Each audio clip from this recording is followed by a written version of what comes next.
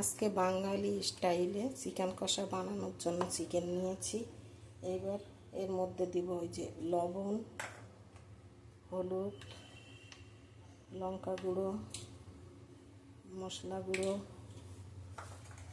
তারপর দিব 1 চামচ আদা বাটা, 1 চামচ কাঁচা লঙ্কা বাটা, লেবুর রস আর মাংসটাকে সফট করার জন্য টক দই। এবার এটাকে আমি ম্যারিনেট করে নেব। এবার চিকেনটাকে আমি 10-15 মিনিট ঢাকনা দিয়ে রাখবো। এদিকে কড়াইয়ে তেলটা গরম হয়ে গেছে। এর মধ্যে দিচ্ছি একটা লং, 2টা এলাচ, একটা ডালচিনি, একটু জিরা, তার মধ্যে দিব পেঁয়াজ।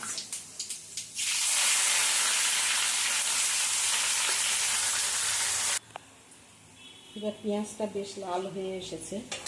এইবার পেঁয়াজটার মধ্যে দিব আমি আদা বাটা, কাঁচা লঙ্কা বাটা, লঙ্কা গুঁড়ো, লবণ, হলুদ, আর তার মধ্যে দিব আমি টমেটো বাটাটা।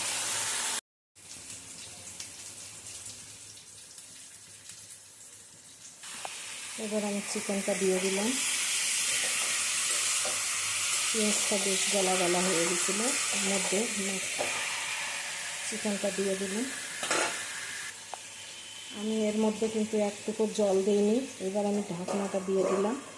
হিটটা একটু মিডিয়াম করে রেখে দিব কিছুক্ষণের জন্য। এবার আমি ঢাকনাটা তুলে রাখছি।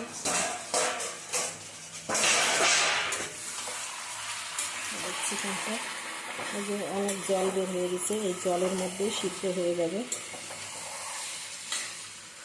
পেঁয়াজটা কিন্তু আর একটু গলবে। এইভাবেই আমাকে কিছুক্ষণ পর পর নাড়তে হবে আর ঢাকনা দিতে হবে। এই যে আমার এবার তেল ছাড়া হয়ে গেছে তেলটা। এবার আমি এর মধ্যে ওপর থেকে দিয়ে দেবো একটু গরম মশলার গুঁড়ো।